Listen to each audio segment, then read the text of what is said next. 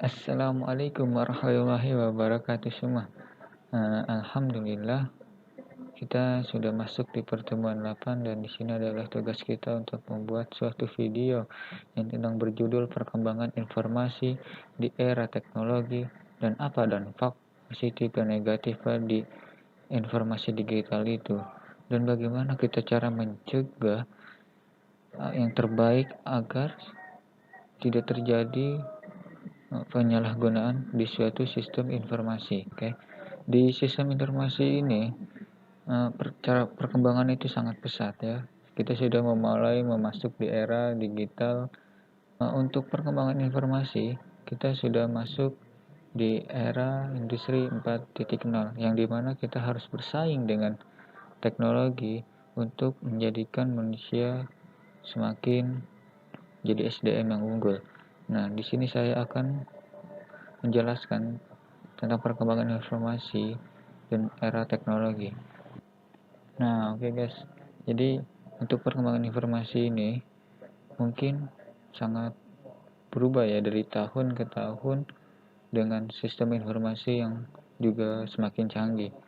Nah, untuk di tahun 2020 ini dengan perkembangan informasi yang sangat pesat atau mungkin kita dengan menggunakan internet atau menggunakan HP, kita searching atau kita googling, maka dengan suatu informasi yang kita tuju maka akan muncul informasi tersebut, baik maupun itu di luar negeri maupun di dalam negeri.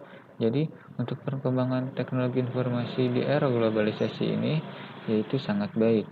Nah, lalu apa sih dampak positif dan negatif untuk suatu perkembangan informasi di era globalisasi seperti ini?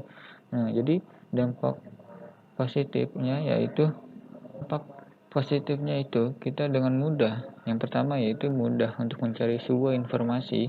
Yang kedua itu kita bisa men-googling apabila ada tugas atau apa dengan kita kepo di luar sana ada apa, ada berita apa, maka kita dengan men-searching atau meng-googling maka kita akan tahu suatu informasi di luar negeri tersebut.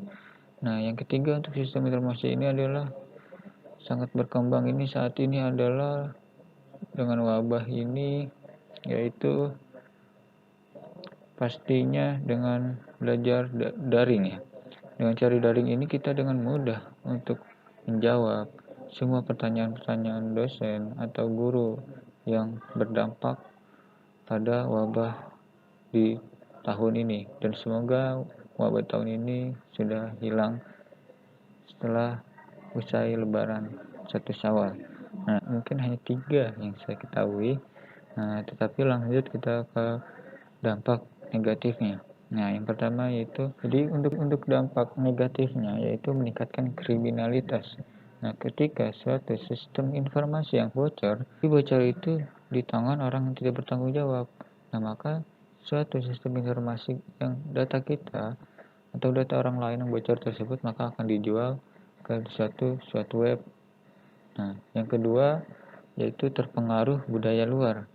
Nah, di sistem informasi ini sangat luas lah ya, atau pesat lah, yang sistematisnya yaitu kita bisa mengetahui seluruh informasi yang ada di dunia ini. Nah, mungkin budaya kita akan terpengaruh oleh budaya luar negeri, baik itu dari sosialnya, budayanya, maupun normanya. Nah, yang ketiga, itu lunturnya sikap gotong royong. Ketika kita sudah mengenal dengan perkembangan informasi di era globalisasi ini, maka akan luntur sikap gotong royong kita. Kita tidak akan keluar rumah, kita tidak akan menyapa satu sama lain. Karena apa? Kita sudah mengenal dengan sistem informasi. Nah, yang keempat, kesenjangan sosial. Nah, yang keempat ini adalah kesenjangan sosial yang dimana kita dengan tetangga, dengan kerabat, atau apalah ya, kita tidak saling menyatu, yaitu sosialnya akan berkurang. Nah, yang terakhir yaitu kenakalan remaja. Di suatu sistem informasi di era globalisasi ini mungkin paling banyak didominasi oleh anak muda atau remaja-remaja, yang dimana pemikirannya masih kurang wawasan atau dia kurang mengetahui tentang arti kebaikan atau keburukan dengan suatu sistem informasi di era globalisasi saat ini. Nah, mungkin kenakalan remaja ini sangat banyak ya di lingkungan kita, banyak ditemukan.